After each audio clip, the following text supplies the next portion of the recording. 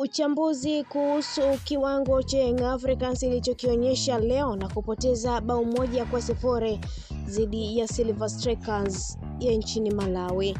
Yanga na 4-2-3-1 kama kawaida yao, wakati wanaanza build up yao wanakuwa na 3-1-2-1 kivipi. Moja, Mwenda anakuwa mstari mmoja na CBS wake. Dhumuni ni kuivuka pressing ya Silver Strikers ambaye ilikuwa na wachezaji wawili mbele. Zeni Boka anafanya runners kusogea juu, then Pacome anashambulia nafasi eneo la ndani kwenye half spaces. 2, Yanga wanakuwa na namba 10 watatu eneo la ndani, Muda, Doumbia, Pacome.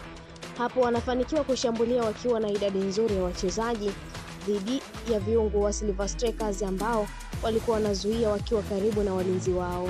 3, baada ya hapo Yanga walipata nafasi kwenye baadhi ya move zao. Tatizo likawa kwenye uamuzi au maamuzi yao wakivuka mstari wa kati.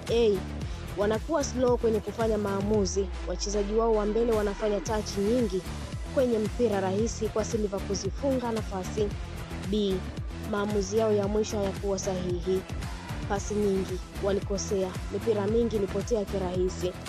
Nafikiri Silver Strikers walifanya homework yao vizuri jinsi ya kukabiliana na Young Africans, hasa pale wasipokuwa na mpira. Wanakuwa na muundo mzuri wa kuzuia, wanashinda mipambano yao, idadi nzuri ya wachezaji na mpira. Plani yao ilikuwa kushambulia kwa kushtukiza na walifanikiwa. Silver Strikers walikuwa na muundo mzuri bila ya mpira, 4-5-1 au 4-4-2. Tena wanakuwa karibu sana, yani compact, kuwanyima Yanga nafasi eneo la ndani. Notes: 1, Uchizi Vunga kuna nyakati alikuwa anavuruga sana Yanga. Anajua kulinda mpira vizuri, mzuri sana kwenye pasi za mbele zenye aliuliza maswali magumu kwenye viungo wa Yanga. 2, Yanga kwa performance yao nafikiri wamepata walichostahili. 3, Yanga walihitaji uwezo wa mchezaji binafsi kushinda game. Silver Strikers waligoma kabisa kupaniki uwanjani wakati wa 0-0 hata wakati wanaongoza. Fit, Silver Strikers 1, Young Africans 0. Hata Pacome sio yule wa msimu uliopita. Kila mchezaji wa Yanga anapata tabu kushine chini ya Folizi. Pacome sio yule.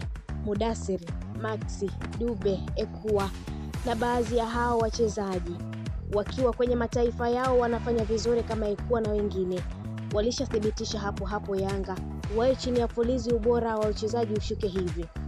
Folizi lazima atafute njia wachezaji wake kuenjoy tena kucheza mpira. Kwa sasa wachezaji wake wengi wanapata taabu uwanjani kuliko kuenjoy ball kama ilivyokuwa misimu 4 nyuma.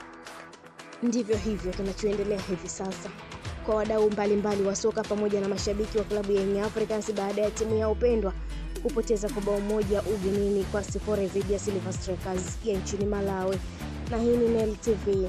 Asante kwa kuendelea kutufuatilia. Pia usisahau kulike, kushare, kucomment pamoja na kusubscribe channel yetu ili uendelee kufurahia taarifa zetu mbalimbali za kimichezo kutoka ndani na nje ya kimataifa, ambapo kesho tutakuletea updates mbalimbali kuhusu klabu ya Simba Sports pamoja na Singida Black Stars, ambapo Simba itacheza dhidi ya Nsingizini Hotspurs ya nchini Eswatini, mchezo wa raundi ya kwanza kusaka hatua ya makundi klabu bingwa barani Afrika, na huku Singida Black Stars ikisaka hatua ya kuingia makundi kombe la shirikisho barani Afrika, ambapo leo Young Africans imepoteza.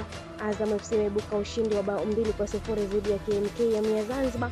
Nini kitakachoendelea kutokea? Endelea kutufuatilia, allow notification kwa ajili ya kupata taarifa zetu pindi tunapoweka taarifa mpya kwenye channel yetu ya Nel TV. Nilikuandalia na kusomea taarifa hii. Mimi ni Sport Lady Queen Liz, hadi wakati mwingine, kwa heri.